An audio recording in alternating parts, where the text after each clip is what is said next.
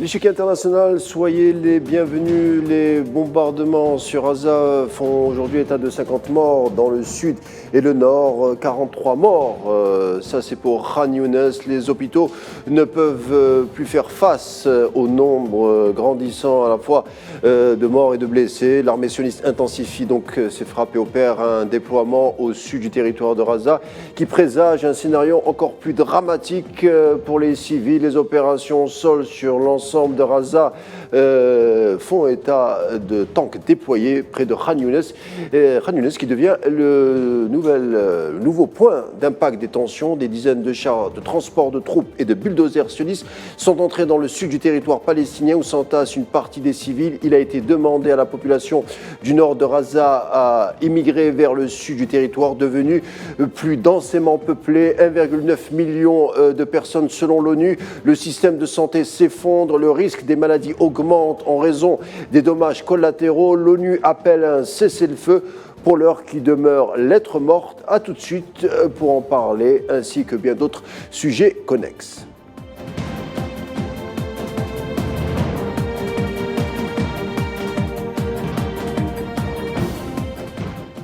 En effet, le nombre de déplacés palestiniens ne cesse d'augmenter dans le sud, zone où les bombardements sont réguliers. La communauté internationale dénonce à peine les exactions lorsque les caractéristiques d'un génocide sont pourtant réunies. Selon d'ailleurs l'ancien procureur de la CPI, Luis Moreno Campo, pour en parler, j'ai l'honneur d'accueillir Youssef Bousmah, spécialiste de l'histoire de la Palestine et surtout militant. Youssef Bousmah, merci d'être des nôtres pour le Grand Échiquier. Bonsoir.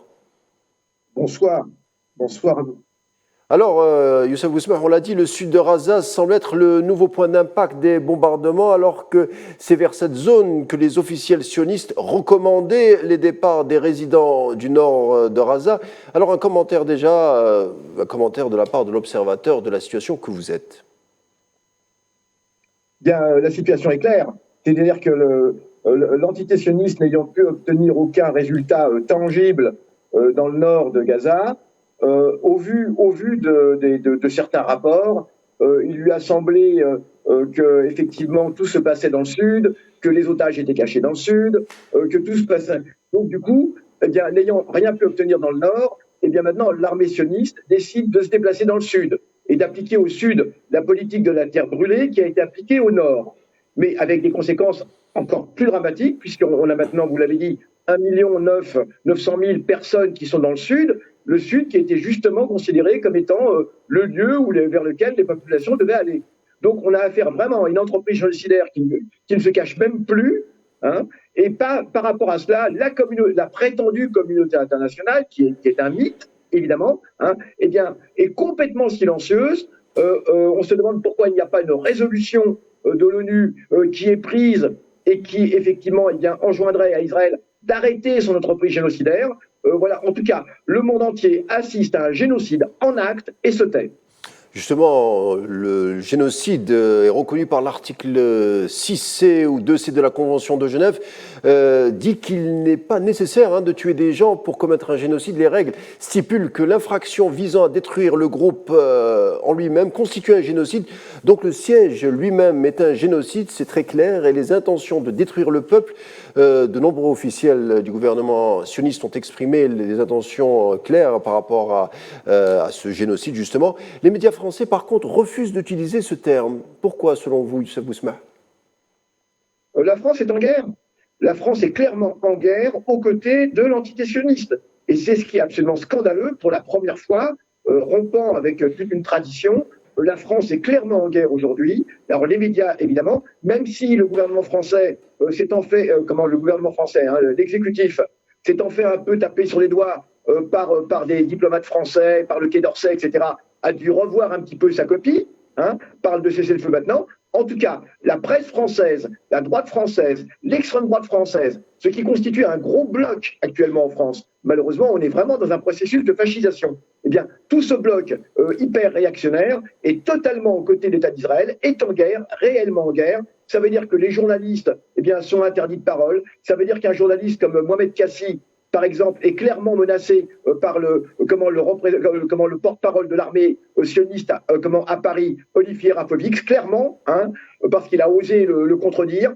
On a des journalistes, les voix palestiniennes ne sont jamais entendues, pas une seule fois, ou très rarement on va donner la parole à une voix palestinienne et encore moins à une voix critique par rapport à ce qui se passe. La France est en guerre. On a le sentiment que les médias français sont clairement en guerre et cela est va tout à fait dans le sens et nous rappelle évidemment, pour ceux qui ont connu la lutte d'indépendance algérienne, hein, on a absolument les mêmes comportements, hein, que lors de la lutte d'indépendance algérienne, avec aussi malheureusement une classe politique qui atone, à la grande exception, il faut le dire, de l'AFI, de la France Insoumise, de M.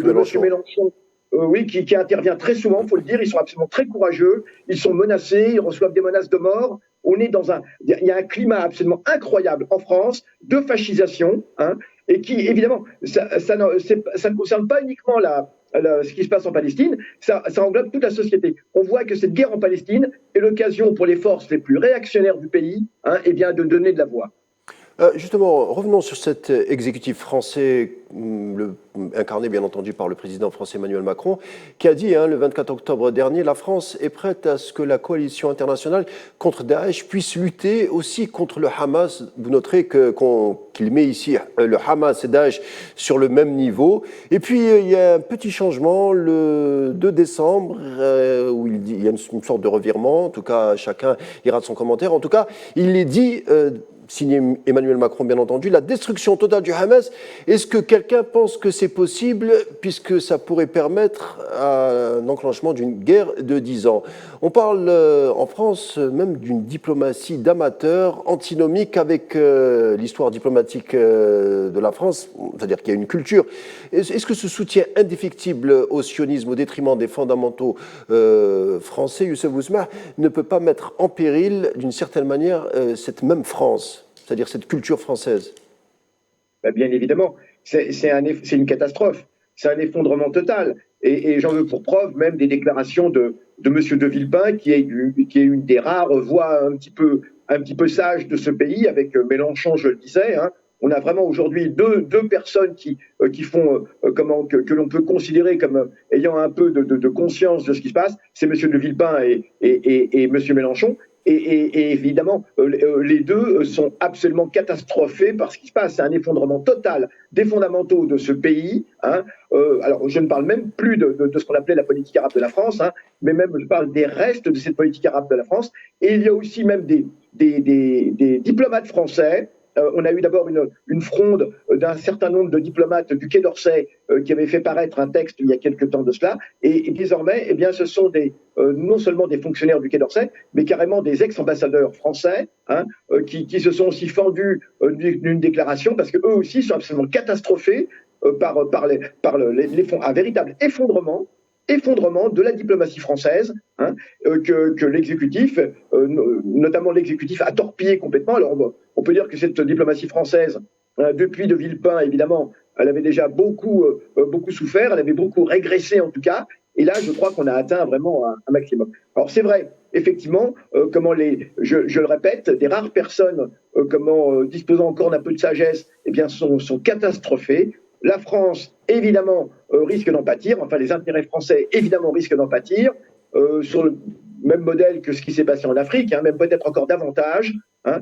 Je pense que c'est une grossière erreur que certains pointent du doigt et dont on n'a pas encore fini de voir les conséquences catastrophiques pour la France. Justement, les innombrables crimes de guerre qui se multiplient, comme le blocus, le bombardement des hôpitaux, des ambulances, le massacre de plus de 72 journalistes, de plus de 110 salariés de l'ONU, l'utilisation du phosphore blanc, la torture des prisonniers, la mort de plus de 20 000 civils. C'est vrai qu'on a du mal à lire la diplomatie française, mais M. Bousmah, vous qui êtes souvent sur le terrain pour défendre les droits de la Palestine, comment vous expliquez qu'il y a cette espèce de hiatus, cette rupture entre une rue de plus en plus nombreuse qui essaye de défendre tant bien que mal les droits des Palestiniens et un exécutif qui semble être sourd, en tout cas frappé de cécité par rapport à ce front social, justement? Absolument, absolument, vous avez tout à fait raison. Il y a vraiment un hiatus. on a aujourd'hui quand même une opinion publique, et je dis bien une opinion publique, et particulièrement dans la jeunesse de ce pays, qui ne se reconnaît pas du tout dans ce que fait le gouvernement français actuellement. Et ça, j'en veux pour preuve les nombreux contacts que nous pouvons avoir, les nombreux déplacements que personnellement j'effectue et les autres camarades effectuent en France lors de conférences, lorsque des réunions publiques où nous allons pour porter la parole de la Palestine. Hein, et je peux vous dire que partout, c'est une grande indignation, hein, une très grande indignation où les gens ne se reconnaissent pas du tout, hein, dans le comportement de cette classe politique, je l'ai dit, à l'exception donc de Mélenchon et de la France Insoumise, et ils ne se reconnaissent pas du tout dans l'exécutif, ils ne se reconnaissent pas du tout non plus dans les principaux médias, hein, dont très peu ont le courage d'entrer en opposition avec l'exécutif, très peu ont le courage de dire les choses simplement, très peu ont le courage, par exemple, ne serait-ce que d'un point de vue simplement corporatiste, hein, de dénoncer le meurtre délibéré de ces 60 journalistes, parce qu'on sait que maintenant que c'est délibéré, que l'entité sioniste veut continuer à exercer son génocide dans un huis clos total, et pour cela, les journalistes sont clairement visés. Bon, ben par exemple, on a très peu de journaux qui vont pointer du doigt cela, alors que dans le cas de l'Ukraine, par exemple, lorsqu'il y a eu deux ou trois journalistes en 2 ans de guerre qui ont eu à pâtir, et bien sûr, c'est pas une bonne chose, on est bien d'accord. Hein. Bon, on a vu tout le monde monter au créneau, etc. Et là, ce sont 60 journalistes. Hein. Bon, en tout cas, on a une opinion qui ne se reconnaît pas du tout dans ce comportement absolument sidérant de collaboration, clairement, avec cette entreprise génocidaire. Justement, parlons encore un peu de presse. Hein. Revenons, si vous voulez bien, sur cette fameuse journée, cet assaut du 7 octobre dernier. Le journal Haaretz, journal de gauche, a publié les noms et les lieux des 683 sionistes tués pendant cette insurrection, soit l'équivalent de 1400 morts signalés. Parmi 330 environ étaient des soldats et des policiers, 13 membres des services de secours.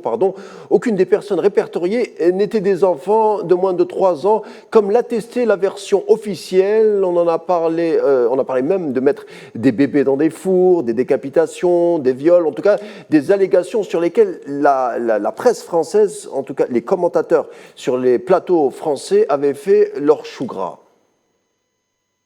Oui, vous avez tout à fait raison. Et même dans le journal Haaretz, Gideon Lévy a tordu complètement le cou à ces légendes absolument incroyables, à ces fake news de bébés dans les fours, de femmes éventrées, etc., hein, y compris même dans Haaretz. Et en plus, alors vous parliez on parle maintenant pas de 1400, mais de 1200.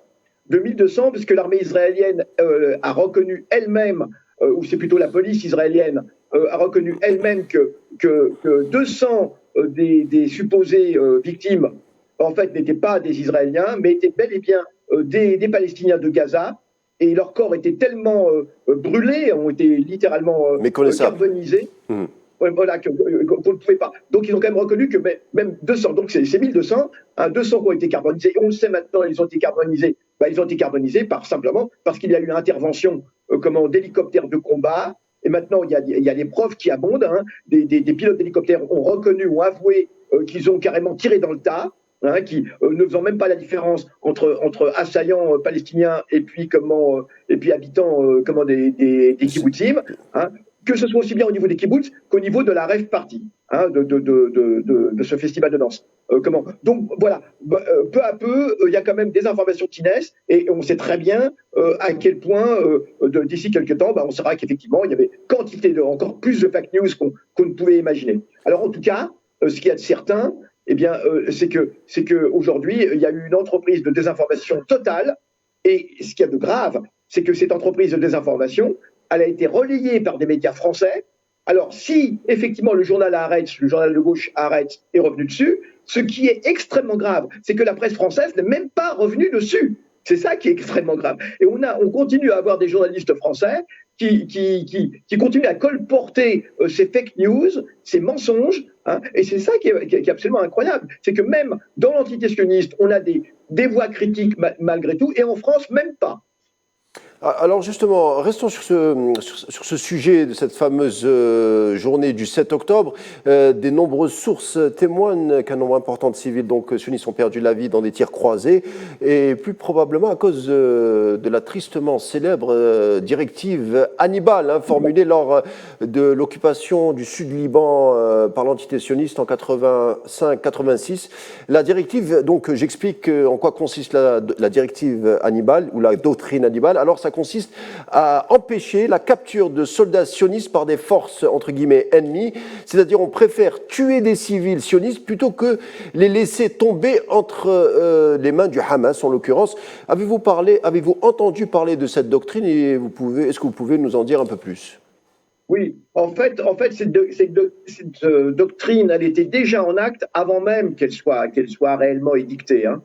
Elle était déjà en acte et depuis longtemps, et vous avez eu raison de le signaler, déjà au Liban, pendant les agressions contre le Liban, mais ça s'est précisé à l'occasion de l'affaire Gilad Shalit, de l'enlèvement du soldat sioniste Gilad Shalit, et à cette occasion, c'est donc au début des années 2000, vers 2003-2004.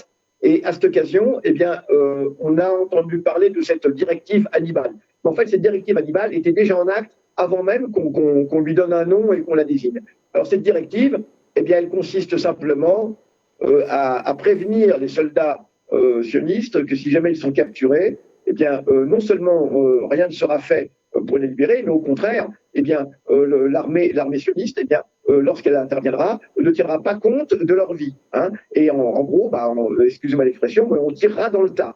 On tirera dans le tas. Alors ensuite, en 2004, ça avait fait un tel tollé, des gens avaient quand même protesté, etc. Donc officiellement, on a prétendu que cette directive avait été retirée.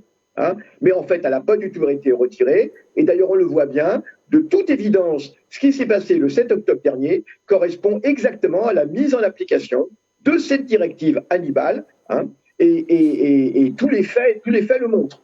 Non seulement les faits le montrent, mais on a même des pilotes qui le disent. Et puis même, il suffit d'observer simplement des pilotes d'hélicoptères sionistes d'attaque qui le disent. Et puis, il suffit même simplement, pour un observateur qui a un petit peu l'habitude de l'usage des armes, d'observer comment les véhicules qui étaient près du festival étaient criblés, étaient complètement calcinés, et cela n'était pas du tout possible avec les armes dont disposaient les Palestiniens, à savoir des pistolets mitrailleurs, et puis éventuellement quelques lance-roquettes. Mais ils avaient surtout des pistolets mitrailleurs parce qu'ils étaient équipés de façon très légère. Ils sont arrivés en parapente, ils sont arrivés en même moto. Des traces d'obus sur les murs de certains kibboutz, alors que un kibbutz complètement calciné, on ne peut pas faire ça avec un pistolet mitrailleur, n'importe quel amateur sait cela.